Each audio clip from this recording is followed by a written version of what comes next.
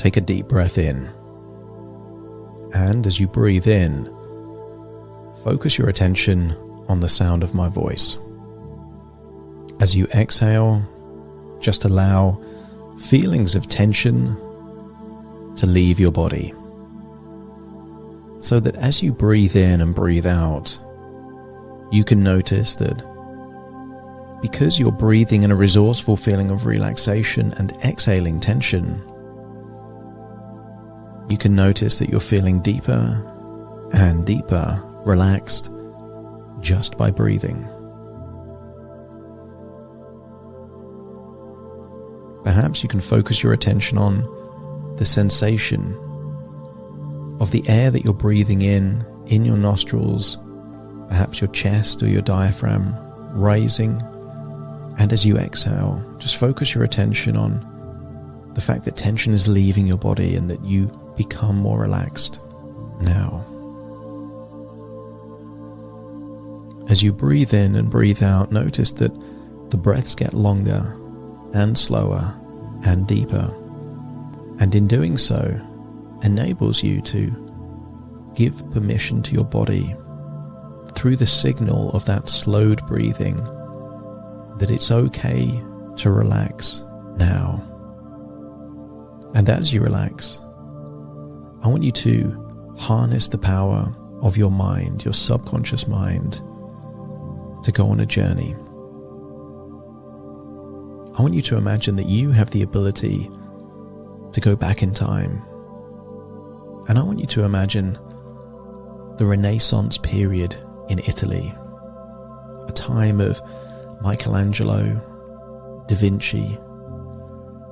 I want you to imagine the most brilliant minds of that period. And I want you to use the power of your imagination to think of a city in Italy called Mantua. I want you to get a sense that this is a city surrounded by lakes. Architecturally impressive. And because of the great wealth of the family that had so much influence back then in the Renaissance period, the family of the Gonzagas found the finest artists and architects to create an impressive city. And I want you to imagine that you are in that city. I want you to get a sense that of all the places, perhaps you can imagine the impressive piazzas, the old buildings, cathedrals, castles. I want you to get a sense that of all the places, you're attracted to perhaps the cathedral, Mantua Cathedral. I want you to imagine that this is an impressive cathedral, perhaps not as big as some of the larger cathedrals in Italy, but impressive nonetheless. I want you to imagine as you go inside, what you notice most are those artistic pieces of work painted on the walls and the ceilings of this cathedral. I want you to find a place in this cathedral where you have time to just rest with your thoughts. I want you to get a sense that here in this cathedral, surrounded by big arches, impressive statues and sculptures, impressive fresco artwork, that this is a place of creativity. This is a place of inspiration. And I want you to get a sense that in order for the artists of this period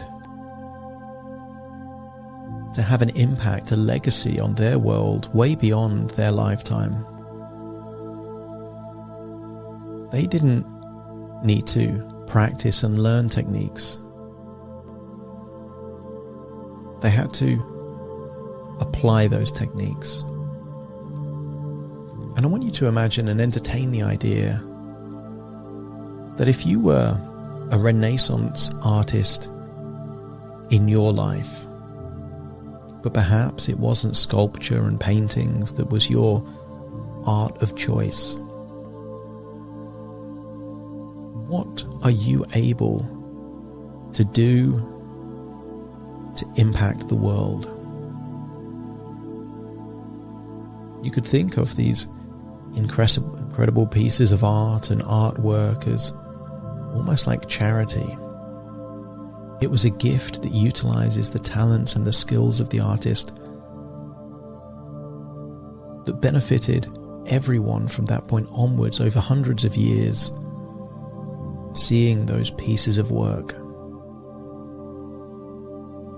I want you to get a sense that there are things that you are uniquely skilled in,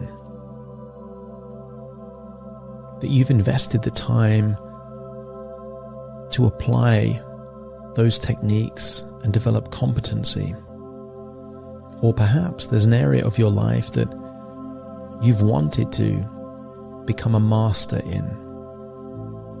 And as you think back to the Renaissance artists, they didn't suddenly become a Da Vinci, a Michelangelo. It was hundreds and hundreds of hours of practice, dedication, experimentation, learning the techniques and applying those techniques. And each time they created something, they learned something more, refined those techniques, applied it again, and created something new. And I want you to paint a picture in your mind's eye of what is your art? What are you able to create that gives something back to the world? Charity isn't just giving money to those in need. Charity can be contributing to the wider world, a society, a community, to people in need. And create that picture in your mind of what it would look like for you to take your talents, your skills, and have an impact in the world. I want you to think about some of the most iconic paintings that you can think of. Isn't the purpose of art sometimes to portray human emotion? Here in this cathedral, perhaps, you could imagine seeing a large crucifix. Perhaps one of the most recognizable symbols in the Western world, and yet it's a depiction of pain. I want you to get a sense that sometimes good things can come from pain. When you think of the role of pain in your life, isn't it to protect, but also to learn? I want you to get a sense that if you feel a small amount of pain, perhaps if you picked up something sharp or jagged, the pain protects you from causing more damage to yourself. And there's been times perhaps that you've had an accident, you've experienced pain, perhaps a burn, a scratch, a bruise. But that pain taught you some form of lesson that enabled you to perhaps be more cautious.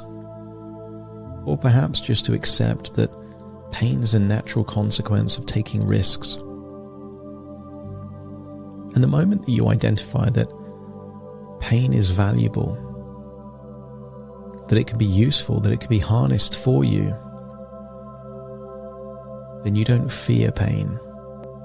It's not that you seek it out, but you don't fear it because you know it's useful. Some people are born with a rare condition where they have no pain receptors, and it's very dangerous for them. It's not unusual for these rare individuals with this rare condition that have no pain that sometimes they have body parts amputated because they don't know when they're damaging their body. They don't know when to stop holding something very hot. And it causes sometimes irreparable damage to their bodies. And if you grew up with that condition, you may even be jealous of those people that feel pain because you know that pain is useful. It serves a purpose. And sometimes you get chronic pain. And that chronic pain perhaps isn't useful. And if pain is no longer useful, I want you to notice that there's been times in your life, perhaps where you've experienced pain, but because you focused your attention on something else, temporarily that pain disappeared. Imagine if you had a very painful sore on your foot, but then if you saw an incredible rainbow or an incredible piece of art and you were totally immersed in that thing that you had your focus on, you focus your attention on that new thing,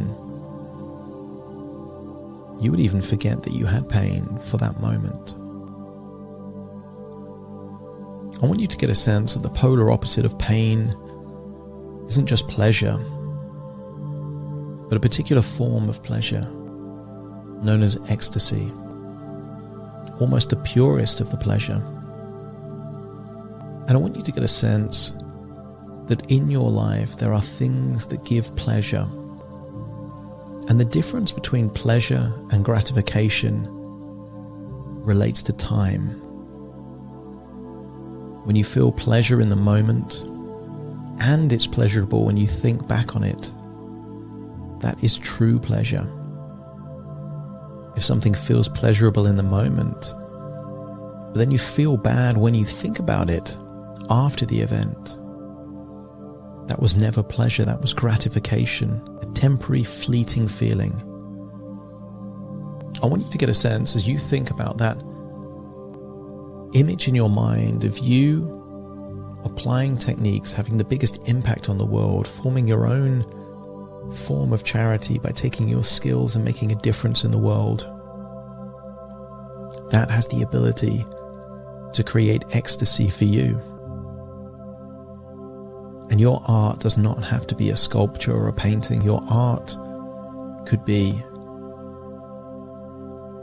building something that makes a difference in the world.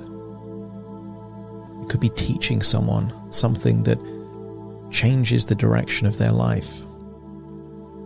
I want you to focus your attention on your unique talents and skills and ask yourself the question, how far could you go with that? If you learnt more techniques in that sphere, if you applied those techniques in real world situations, just how big an impact could you have on the world? And as you think about the scale of that impact that you could have on the world, I want you to focus your attention on the pleasure, on the ecstasy that would create for you. To take your talents, your skills, your techniques, to apply them, to give them to the world as a gift of charity. And notice that it's difficult to feel pain when you're doing something so generous, when you're doing something as an act of charity. Isn't it more likely that you feel ecstasy when you're giving so much of your talents out to the world?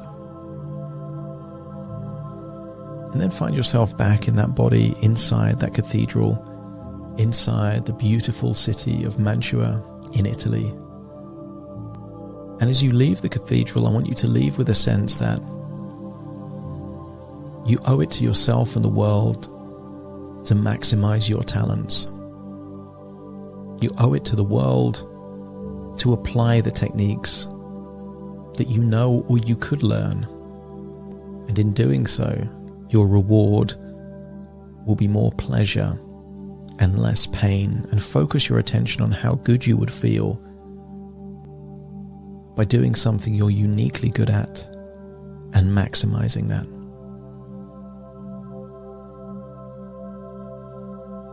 I want you to find yourself back in your body now, listening to my voice firmly in the present. And very soon I will count from 1 to 10 to awaken you. You will awaken feeling resourceful, feeling inspired, feeling that you have the spirit of the Renaissance inside you. I want you to get a sense that you will figure out ways intuitively to do more of what you're naturally good at as a gift to the world.